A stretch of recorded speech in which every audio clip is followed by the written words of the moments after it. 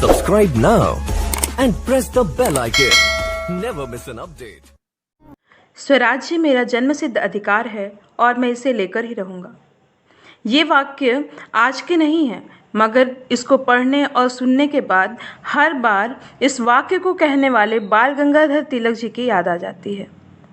ऐसे उत्साह और जोश को भरने वाले बाल गंगाधर तिलक जी के बारे में आज हम पढ़ेंगे। बाल गंगाधर तिलक को लोकमान्य तिलक के नाम से भी जाना जाता है।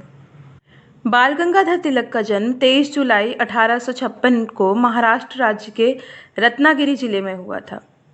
चिखली गांव के एक ब्राह्मण परिवार में इनका जन्म हुआ था। इनके पिता का नाम गंगाधर तिलक तथा माता का नाम पार्वती बाई था। उनका बचपन का नाम केशव गंगाधर तिलक था। जन्म से ही केशव गंगाधर एक भारतीय राष्ट्रवादी शिक्षक, समाज सुधारक, वकील और एक स्वतंत्रता सेनानी थे। ये भारतीय स्वतंत्रता संग्राम के पहले लोकप्रिय नेता हुए।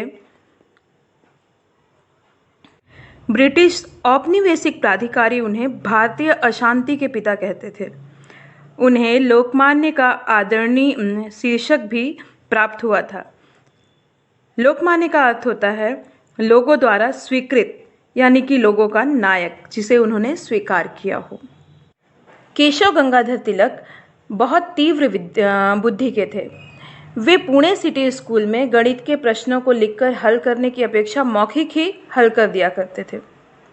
एक बार उनकी कक्षा में कुछ छात्रों ने मूंगफली खाई और छिलके वहीं डाल दिए। शिक्षक ने क्रोधित होकर एक एक करके सब छात्रों की पिटाई कर दी।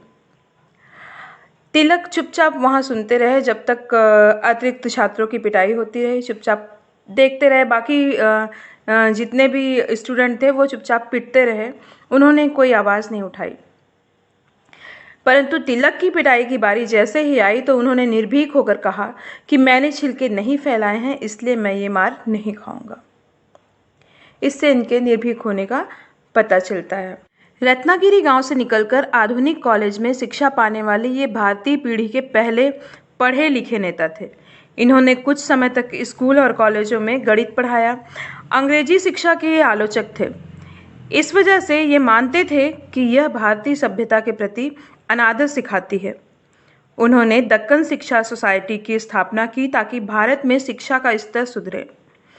शिक्षा का स्तर सुधारने की दिशा में इन्होंने काफ़ी और भी कार्य किए। बाल गंगाधर तिलक ने 1876 ईस्वी में प्रथम श्रेणी में बीए की परीक्षा उत्तीर्ण की। इसके बाद इन्होंने एलएलबी की डिग्री प्राप्त की। इसके बाद उन्होंने अपना जीवन सार्वजनिक सेवा के लिए अर्पित कर दिया। बाल गंगाधर तिलक सन 1890 ईस्वी में सक्रिय राजनीति में सम्मिलित हो गए। वे कांग्रेस में शामिल हुए। कांग्रेस 1907 में दो भागों में विभाजित हो गई, गरम दल और नरम दल।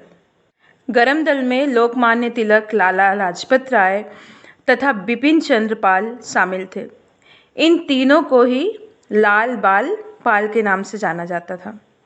धीरे धीरे वह उस समय के कांग्रेस के सर्वोच्च नेताओं की श्रेणी में आ गए। बाल गंगाधर तिलक ने एक समय अपने पत्र केसरी में देश का दुर्भाग्य नामक शीर्षक से एक लेख लिखा था, जिसमें ब्रिटिश सरकार की नीतियों का विरोध किया गया था। इस वजह से उनको भारतीय दंड संहिता की धारा 124A के अंतर्गत राजद्रोह के खिलाफ 27 जुलाई 1897 को गिरफ्तार कर लिया गया। उन्हें 6 वर्ष के कठोर कारावास के अंतर्गत मांडले वर्मा, जहाँ पे म्यांमार जिसको बोलते हैं, जेल में बंद कर दिया गया था। इसी के बाद 1970 में ब्रिटिश सरकार ने भारतीय दंड संहिता में धारा 124A जोड़ा था, जिसके अंतर्गत भारत में विधि द्वारा स्थापित ब्रिटिश सरकार के प्रति विरोध की भावना भड़काने वाले व्यक्ति को 3 साल की कैद से लेकर आजीवन देश निकाला तक की सजा दिए जाने का प्रावधान था। 1898 में ब्रिटिश सरकार ने धारा 124A में संशोधन किया और दंड संहिता में नई धारा 153A जोड़ी, जिसके अंतर्गत अगर कोई व्यक्ति सरकार की मानहानि करता है, यह विभिन्न वर्गों में नफरत फैलाता है या अंग्रेजों के विरुद्ध घृणा फैलाता है, तो उसे भी अपराधी माना जाएगा। उन्होंने जनता को शिवाजी उत्सव तथा गणेश उत्सव धूमधाम से मनाने की प्रेरणा दी। उन्होंने मराठा तथा केसरी नामक समाचार पत्र के माध्यम से अंग्रेजी सरकार के अत्याचार एवं अनुचित नीतियों का विरोध किया।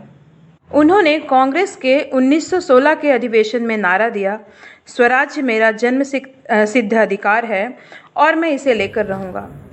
यह नारा बहुत ही प्रसिद्ध हुआ। इस विषय पर उन्होंने भाषण भी दिया। जब वो मांडले जेल में थे तो उन्होंने अपनी लेखनी को अपना माध्यम बनाया, लोगों तक अपनी बातों को पहुंचाने का। उनकी श्रीमद् भगवत गीता की व्याख्या को लेकर लिखी गई गीता रहस्य का कई भाषाओं में अनुवाद भी हुआ। यूँ तो उनकी पूरी जिंदगी हम युवाओं के लिए प्रेरणा का स्रोत है, मगर उनकी ये लाइनें एक मार्गदर्शन का काम करती हैं कि महान उपलब्धियां कभी भी आसानी से नहीं मिलती और आसानी से मिली उपलब्धियां कभी भी महान नहीं होती। अथक परिश्रम तथा कारावास की कड़ी यातना से उनका शरीर जर्जर हो गया। वे बीमार रहने लगे। भारत माता के इस निर्भीक एवं स्वाभिमानी सपूत का 1 अगस्त 1920 को मुंबई में देहांत हो गया। उनके देहांत से पूरे देश में शोक की लहर दौड़ गई। देश की स्वतंत्रता के लिए तिलक के योगदान को सदैव याद किया जाएगा। Thank you.